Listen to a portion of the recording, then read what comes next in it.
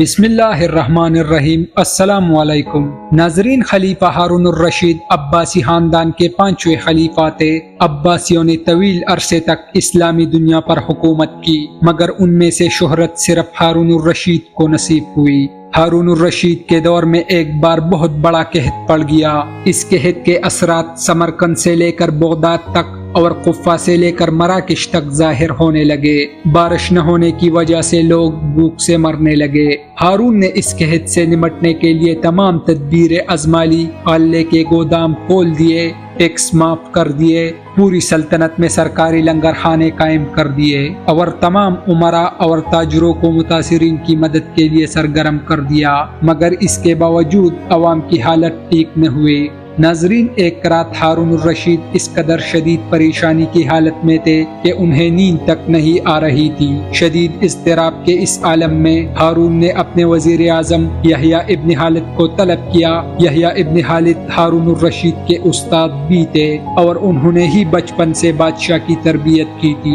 ہارون الرشید نے یحییٰ ابن خالد سے کہا کہ آپ مجھے کوئی ایسی کہانی، کوئی ایسی داستان سنائے جسے سن کر مجھے قرار آ جائے۔ یحییٰ ابن خالد مسکرائے اور فرمایا کہ بادشاہ سلامت، میں نے اللہ کے کسی نبی کی حیات طیبہ میں ایک داستان پڑھی تھی۔ داستان مقدر، قسمت اور اللہ کی رضا کی سب سے بڑی اور شاندار تشریح ہے۔ اگر آپ اجازت دے تو میں وہ داستان آپ کے سامنے دہرا دوں۔ بادشاہ نے بے چینی سے کہا، اے استاد، فوراً فرمائیے، میری جان خلق میں اٹک رہی ہے۔ ناظرین، یحییٰ ابن خالد گویا ہوئے اور فرمانے لگے کہ کسی جنگل میں ایک بندریا سفر کے لیے روانہ ہونے لگی۔ اس کا ایک بچہ تھا، وہ اپنے بچے کو ساتھ نہیں لے جا سکتی تھی، چنانچہ وہ شیر کے پاس گئی اور اس سے عرض کیا کہ جناب، آپ جنگل کے بادشاہ ہیں، میں سفر پر روانہ ہونے لگی ہوں، میری خواہش ہے کہ آپ میرے بچے کی حفاظت اپنے ذمے لے لیں۔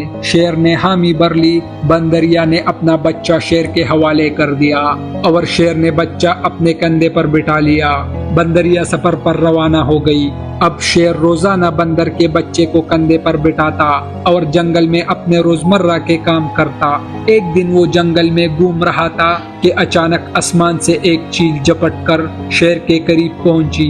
بندریا کا بچہ اٹھایا اور آسمان میں گم ہو گئی۔ شیر جنگل میں بھاگا دوڑا مگر وہ چیل کو نہ پکڑ سکا۔ ناظرین، یحییٰ ابن خالد رکے اور سانس لی اور خلیفہ ہارون الرشید سے عرض کیا کہ بادشاہ سلامت، کہ چند دن بعد بندریا واپس آئی اور شیر سے اپنے بچے کا مطالبہ کر دیا۔ شیر نے شرمندگی سے جواب دیا کہ تمہارا بچہ تو چیل لے گئی ہے۔ بندریا کو غصہ آ گیا اور اس نے چلا کر کہا، تم کیسے بادشاہ ہو؟ تم ایک امانت کی حفاظت نہیں کر سکے، تم سارے اس جنگل کا نظام کیسے چلاؤں گے؟ شیر نے افسوس سے سر ہلایا اور بولا کہ میں جنگل کا بادشاہ زمین پر ہوں، اگر زمین میں سے کوئی آفت تمہارے بچے کی طرف بلٹی تو میں اسے روک دیتا، مگر یہ آفت آسمان سے اتری تھی اور آسمان کی آفتیں صرف اور صرف آسمان والا ہی روک سکتا ہے۔ ناظرین، یہ کہانی سنانے کے بعد یحییٰ ابن خالد نے ہارون الرشید سے عرض کیا کہ بادشاہ سلامت، قحط کی آفت بھی اگر زمین سے نکلی ہوتی تو آپ اسے روک لیتے۔ یہ آسمان کا عذاب ہے، اسے صرف اللہ رب العزت روک سکتا ہے۔ آپ اسے رکوانے کے لیے بادشاہ نہ بنے بلکہ فقیر بن جائے، یہ آفت رک جائے گی۔ ناظرین، دنیا میں آفتیں دو قسم کی ہوتی ہے، آسمانی مصیبتیں اور زمینی آفتیں۔ آسمانی آفت سے بچنے کے لیے اللہ رب العزت کا راضی ہونا ضروری ہے، جبکہ زمینی آفت سے بچاؤ کے لیے انسانوں کا متحد ہونا ضروری ہے۔ وسائل کا بھرپور استعمال اور حکمرانوں کا اخلاص درکار ہوتا ہے۔ یحییٰ ابن خالد نے ہارون الرشید سے کہا کہ بادشاہ سلامت، آسمانی آفتیں اس وقت تک ختم نہیں ہوتی جب تک انسان اپنے رب کو راضی نہیں کر لیتا۔ آپ اس آفت کا مقابلہ بادشاہ بن کر نہیں کر سکیں گے، چنانچہ آپ فقیر بن جائیے، اللہ رب العزت کے حضور گر جائیے، اس سے توبہ کیجیے، اس سے مدد مانگے۔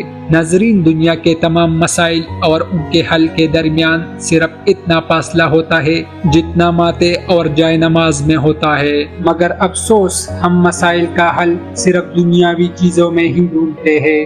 ناظرین اسی امید کے ساتھ آپ سے اجازت چاہیں گے کہ آپ کو ویڈیو پسند آئی ہوگی۔ ملتے ہیں بہت جلد ایک نئی تاریخی اور معلوماتی ویڈیو کے ساتھ۔ اللہ رب العزت آپ کا حامی و ناصر ہو۔